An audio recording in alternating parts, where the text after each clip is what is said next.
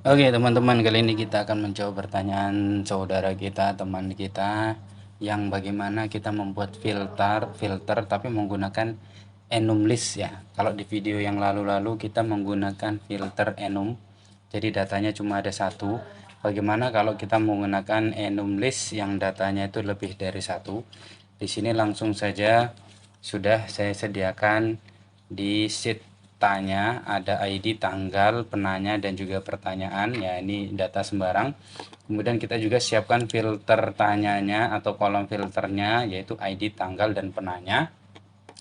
Langsung kita masuk ke aplikasi Upsheet-nya. Di sini kita jangan lupa setting dari, kalau untuk datanya ini yang tanya, ini kita normalkan saja dulu, tidak usah diubah-ubah karena memang ini settingan bebas ya. Namun kita kan tidak berfokus pada settingan ini.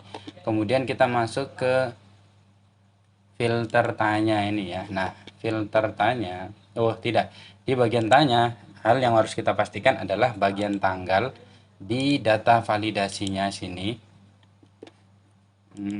Ada. Oh, sorry.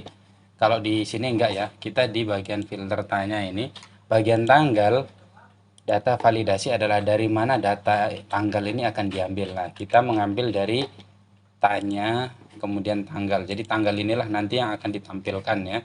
Kemudian berikutnya kita di bagian penanya. Penanya pun kita ganti ke enum list.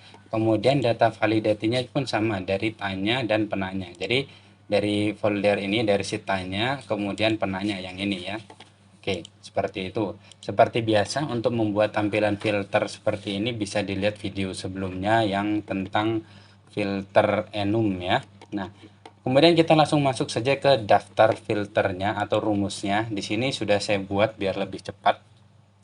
Kita menggunakan rumus filter, kemudian tanya ya, dengan kondisi syaratnya itu ada dua. Jadi dia menggunakan n ya, biar mudah kita pencar dia seperti ini. Ya. Jadi filter dia akan menampilkan sheet yang namanya tanya. Dia akan menampilkan data di sheet ini tanya. Kemudian berikutnya dengan kondisi berikut n, berarti kan dua-duanya ya. Tanggal sama dengan this row tanggalnya ini. Ini kan tanggal ya. Berarti tanggal yang ada di sini, nah, tanggal yang ada di sini, yang ada di tanggal yang ada di kolom tanggal ini, dia harus sama dengan tanggal yang ada di sini. Contoh kasus ini, dalam kasus di sini tanggal 28 ya, tanggal 28, maka otomatis dia akan menseleksi tanggal 28 saja, yaitu yang ini. Kita blok untuk mempermudah ya. Nah, kemudian berikutnya adalah yang in ya, yang penanya ya, data penanya berarti kan ditanya penanya, data penanyanya ini yang ini. Kita blok saja biar mudah, kita bold ya. Jadi data nama-nama ini dia harus berada pada split concatenance di bagian this row penanya. Jadi dia harus ada di sini. Contoh di sini adalah Andre dan Joseph. Maka di sini hanya akan ditampilkan Andre dan Joseph. Di sini ya, yang sama kan Andre dan Joseph. Kevin, Juro tidak ditampilkan.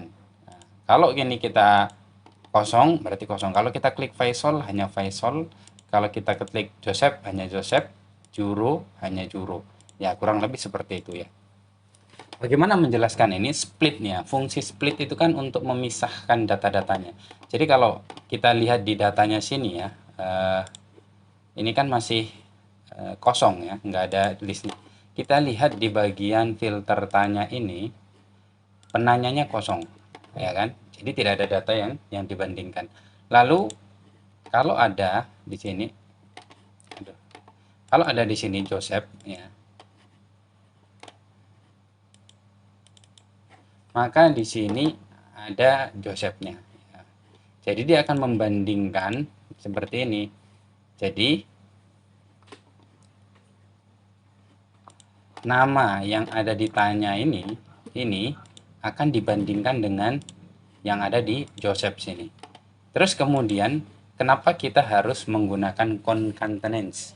Karena sejatinya ketika kita mengklik lebih dari satu, di sini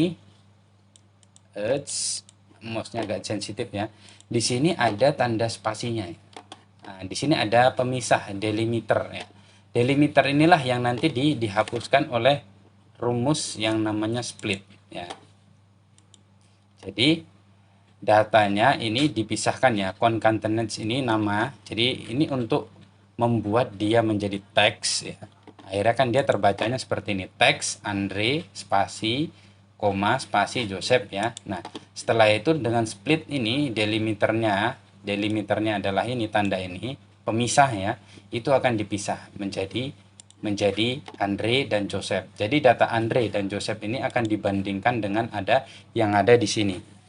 Sehingga akan tampil sesuai dengan kondisi yang seperti ini.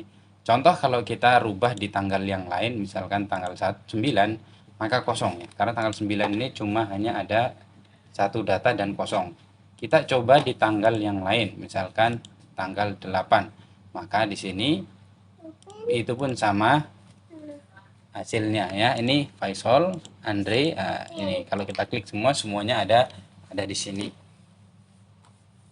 Nah, ini adalah tutorialnya ya, tinggal bagaimana kita mengkondisikannya dalam aplikasi kita masing-masing. Nah, ini untuk lebih jelasnya saya akan buka ya, akan sedikit di zoom ya.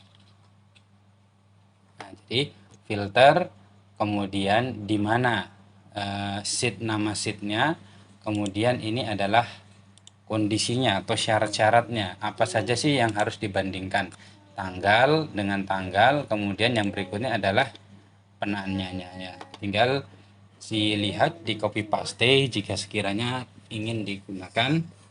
Sekian dari saya, semoga video singkat ini kurang lebih 7 menitan ini bermanfaat untuk kita untuk mempermudah aplikasi harian yang kita buat untuk kehidupan sehari-hari. Terima kasih.